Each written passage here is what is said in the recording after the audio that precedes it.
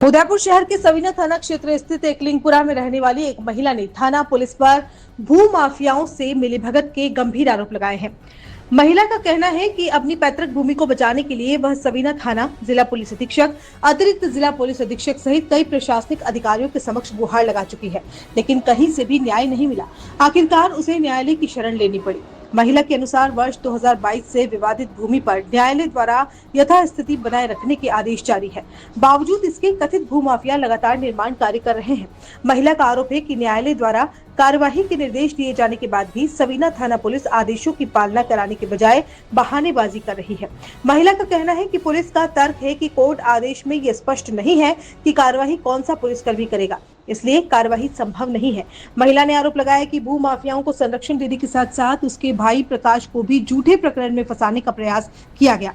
महिला का कहना है कि जब शिकायतकर्ता ही न्यायालय, पुलिस अधीक्षक और प्रशासनिक अधिकारियों के चक्कर काटने को मजबूर हो जाए तो फिर भी आदेशों की पालना नहीं हो तो आमजन न्याय की उम्मीद आखिर किससे करे। अब बड़ा सवाल यह है कि यदि न्यायालय के आदेशों की भी प्रभावी पालना नहीं हो रही तो भू माफियाओं के हौसले बुलंद होने के लिए जिम्मेदार कौन है और क्या कानून का डर केवल आम आदमी के लिए ही बचा है। मेरा नाम रेखा डांगी है। मेरा एकलिंगपुरा में निवास है। मेरे पिताजी का नाम अमराजी डांगी है। कुछ लोगों द्वारा अवैध कब्जा करके वहाँ पे मकान बना रहे हैं, जिसमें कमलेश शर्मा और गणेश लाल, घेरीलाल सन ऑफ गणेश लाल डांगी और पुरुषोत्तम मिलके, और हमने कंप्लेन भी की थी थाने में जाके, तो भी हमारा कोई नहीं, उन्होंने सुनवाई नहीं की थी। और हम एसपी साहब के यहाँ पे पेश हुए थे। मैडम ने 3-4 बार हम एसपी साहब के यहाँ पे पेश हुए थे, तो मैडम ने भी बोला था वहाँ पे फोन करके, तो बोले कि हमारा कोई काम नहीं, हम नहीं कर सकते हैं यहाँ पे। आप बैठे हुए प्रशासनिक अधिकारी हैं, उन्होंने कितने लोगों से आपने अभी तक इस मामले को लेकर संपर्क किया? 4 लोगों को हमने संपर्क किया था। किसी प्रकार की कोई सुनवाई हुई? कुछ भी सुनवाई नहीं हुई अभी तक। थाने वाले क्या कहते हैं आपको? थाने वाले ये बोलते हैं कि हम नहीं करेंगे ये कार्रवाई, हमारे हाथ में नहीं है, आप जाओ, कोर्ट करेगा। तो हम भी यही चाहते हैं कि कोर्ट हमारा कुछ काम कर दे, क्योंकि ये जमीन तो मेरे कोर्ट में आपका केस चल रहा है। कोर्ट में हमारा केस चल रहा है। कोर्ट में अभी तक क्या स्टे लगी है? स्टे लगा रखा है, 2022 से स्टे लगा रखा है। मेरे पिताजी की डेथ हो गई थी, उसके बाद इन लोगों ने मकान 9वें महीने से मकान बनाना स्टार्ट कर दिया था। तो अभी तक मकान चल रहा है और थाने वाले वहाँ जाते हैं, काम रुकवाते हैं, और हम वापस घर पे आ जाते हैं तो वापस काम चालू करते हैं, और थाने वाले बोल रहे हैं कि काम तो होगा। कुछ भी नहीं हो सकता है, ये तो हम कुछ नहीं कर सकते इसमें। न्यायालय में स्टे किसने लगाया? न्यायालय में स्टे भैया ने, पापा ने लगवाया था। और उसके बाद पापा एक्सपायर हो गए।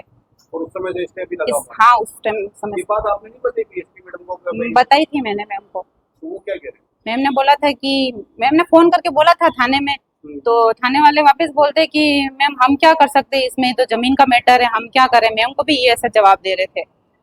जो कब्जा कर रहे हैं उनके पास कोई दस्तावेज वगैरह है क्या? तो उनको हमने बोला कि तुम्हारे पास जो भी दस्तावेज है वो हमारे पास लेके आओ, तो उससे न्यायालय जो भी होगा वो कार्रवाई करेगा। हम कुछ नहीं कर रहे, मुझे कुछ नहीं चाहिए, जो कागज बोल रहे हैं वो मैं बोल रही हूँ, बाकी ऐसा कुछ नहीं है कि मेरा उसमें कोई रोल है। सरकारी दस्तावेज में अभी जमीन किसके खाते में बोल रही है? मेरे पिताजी के खाते में बोल रही हूँ। कितने टाइम से वो काम कर रहे हैं वहाँ पर? अभी काम तो आधा, मतलब मकान बन गया तो सर मैं क्या बता सकती हूँ, उसमें पूरा मकान बनने आ गया है जब तक। तो जो जिस जगह बना रहे वो आपके पिताजी की जगह है? जी सर। और कभी थाना किसी प्रकार की मदद नहीं? कोई मदद नहीं कर रहा कि 4 बार हम वहाँ पे गए, भैया वहाँ गया तो भैया को धमका के अरेस्ट कर लिया, और वहाँ पे उनको पाबंद करके और 6 महीने के लिए पाबंद कर दिया। और बाहर थाने के बाहर जाके बोलते हैं कि इतने पैसे ले ले और समझौता कर ले तू, भैया को बोलते हैं मेरे। और ये कमलेश भू माफिया जो कि मतलब बोल रहा है कि तू 3 लाख रुपए ले ले और ये काम यहाँ पे खत्म कर दे। आपके भैया को कलेक्ट्रेट पेश किया? कलेक्ट्री में पेश किया था। जमानत हुई? हाँ, जमानत। ये बात कभी मैडम को नहीं बताई आपने कि हम बताई थी मैडम को। क्या कह रहे हो? मैडम ने तो थाने में रिपोर्ट की थी। तो थाने वाले न तो एसपी मैडम की सुन रहे हैं, हाँ, किसी की भी नहीं सुन रहे हैं वो। अब आप क्या चाहते हैं? मैं तो ये चाहती हूँ कि मुझे मेरे पिताजी की जो जमीन है मुझे नहीं चाहिए, मेरे भाई को मेरी जमीन चाहिए बस।